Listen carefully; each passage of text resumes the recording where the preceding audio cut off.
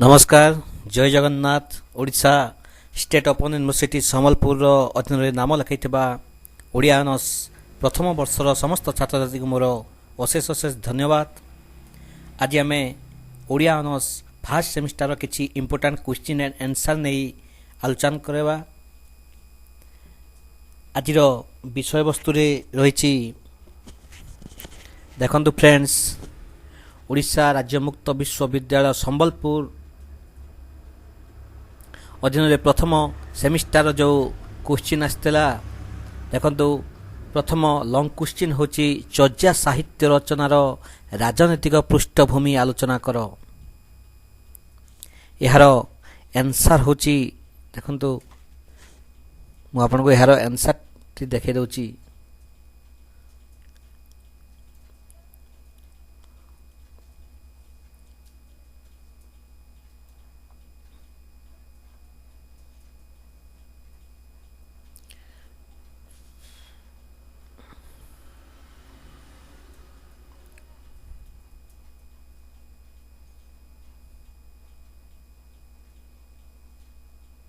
देखो फ्रेंड्स, ये हूँ यार आंसर चर्या बा बौद्ध साहित्य राजनैतिक पृष्ठभूमि। आमको सबु पाराग्राफ रू किछि किछि इंपोर्टेंट नोट्स लिखा को हेबो जो द्वारा कि आमर सही गोटे लाइन ठू आमे मन रखिले आमे एग्जाम रे भलो लिखि परिबा। सेथिपाई आमको भलो भाव रे टॉपिक टाको बुझिबा को पड़िबो। देखो फ्रेंड्स, माठर वंशर पतन परे कलिंग रे राजनैतिक अस्थिरता सृष्टि हेबारु कलिंग सेनार विशिष्ट अंग थिबा पुलिंद मानक नेता पुलिंद सेन यार दूरीकरण पाई शैलजवंशी अभय बा शैलद्योद्भव को राजा रूपे अधिष्ठ करैले।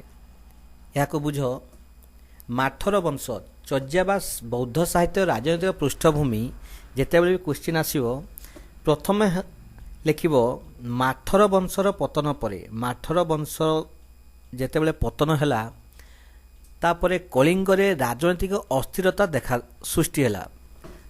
तामाने माठर वंशर पतन परे कलिंग रे राजनैतिक अस्थिरता सृष्टि हैला।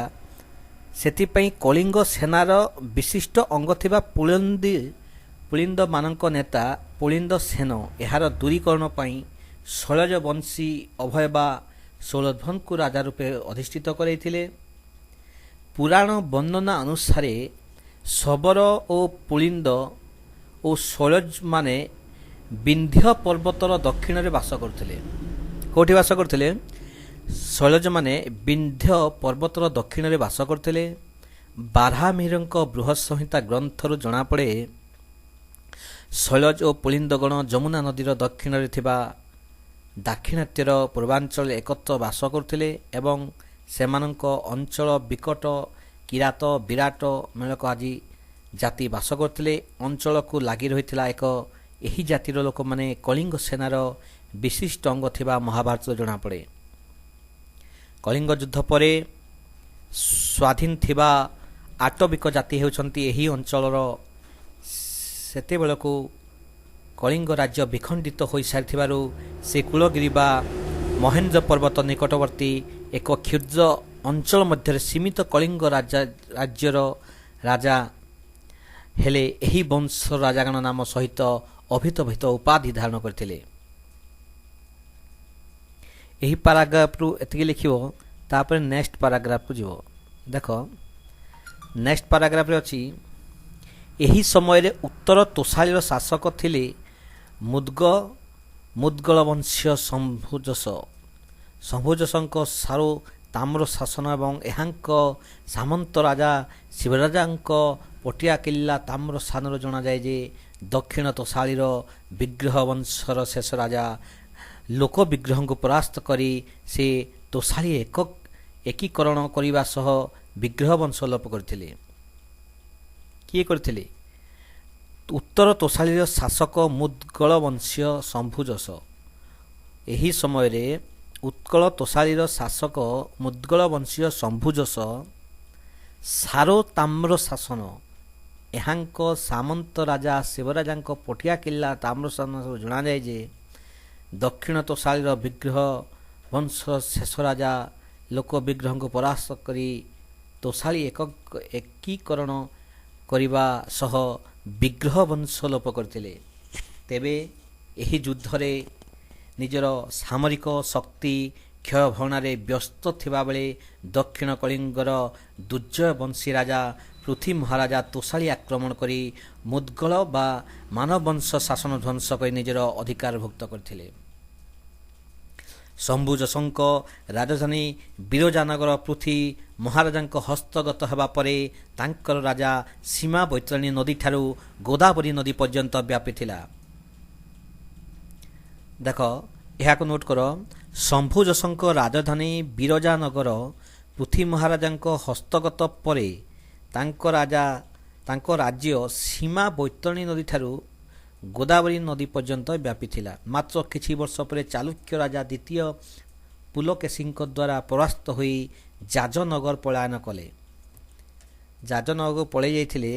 ତାପରେ ଏଠାରେ ମଧ୍ୟ କିଛି କାଳ ପରେ କର୍ଣ୍ଣ ସୁବର୍ଣ୍ଣ ରାଜା ଶଶାଙ୍କ ଠାରୁ ପରାସ୍ତ ହୋଇ ମୃତ୍ୟୁଲାଭ କଲେ।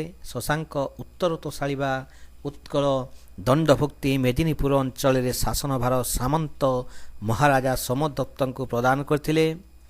ଶଶାଙ୍କ ମୃତ୍ୟୁ ପରେ ହର୍ଷବର୍ଦ୍ଧନ ଦଣ୍ଡଭୁକ୍ତି ଓ ଉତ୍କଳ ଅଧିକାରୀ ପୁନର୍ବାର ସୋମଦତ୍ତଙ୍କୁ ପ୍ରଦାନ କରିଥିଲେ। ସୋମଦତ୍ତ ଶଶାଙ୍କ ସାମନ୍ତ ଥିବାବେଳେ ହର୍ଷବର୍ଦ୍ଧନଙ୍କ ସମୟରେ ଜଣେ ସାମରିକ ଉଚ୍ଚ କର୍ମଚାରୀ ଭାବେ ନିଯୁକ୍ତି ପାଇ ମହାବଳାଧିକୃତ ମହାସନ୍ଧି ବିଗ୍ରହଙ୍କ ଅନ୍ତରଙ୍ଗ ଉପାଧି ପାଇଥିଲେ। ଏହାକୁ ନୋଟ୍ କରିସାରିଲା ପରେ ଦେଖ ଏହାର ତଳେ